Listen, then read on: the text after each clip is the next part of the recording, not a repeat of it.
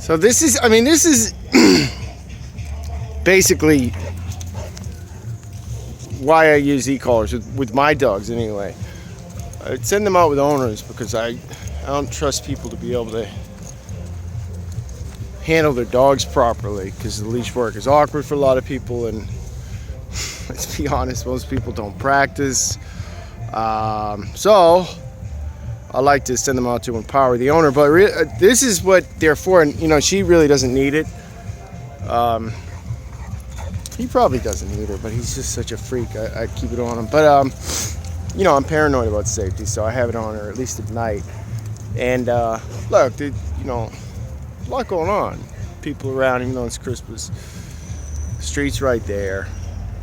The street's down there too. So this isn't like a fenced-in area, you know.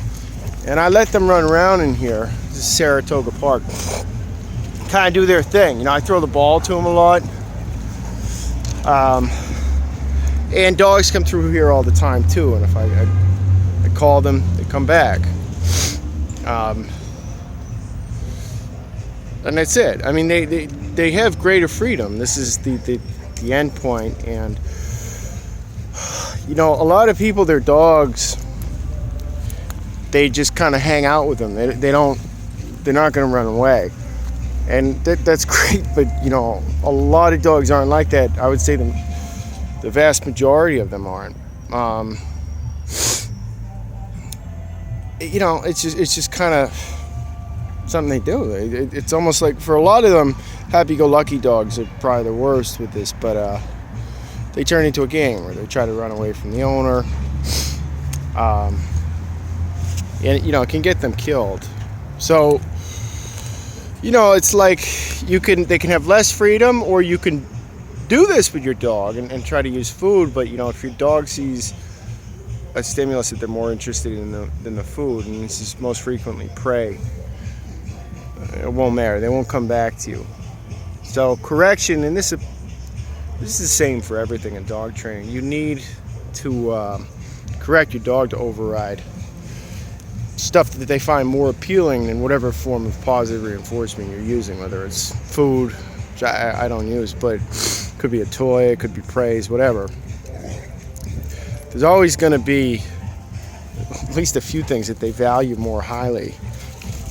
But it's particularly true in dogs with aggression problems. But you know, prey is a great example for off-leash stuff. So, you know, freedom, it comes at a price. One of my favorite books is The Philosopher and the Wolf, by this guy Mark Rowlands. He's a philosopher, and he had a wolf for a pet. And one of his lines in the book is that the highest forms of freedom are made possible by discipline, and that without discipline there's no real freedom, there's only license. And I think that pretty much encapsulates my view on dog training in general. You know, they got to put the work in, and so do you, for them to be able to get to this point. The idea is for them to graduate from the e-collar eventually, like she has. I haven't stemmed these guys once. It's at a low level. It's just a leash. You know, it's an invisible leash, basically. The whole way that's been politicized is silly.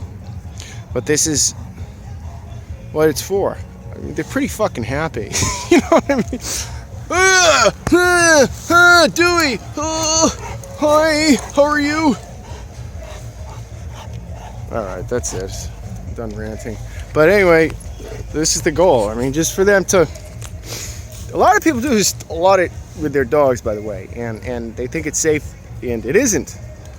You know, they're like, oh, geez, I'd really like my dog. I see people in this park all the time. They're nice people. They're like, I'd really like it if my dog came back to me when I called them.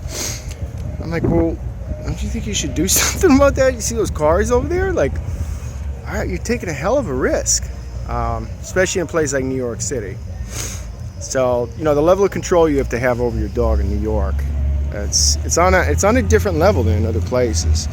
It's a hazardous environment to dogs. So, you know, this is why you train, so they can just enjoy basic freedoms like this, but do so safely. All right, that's all.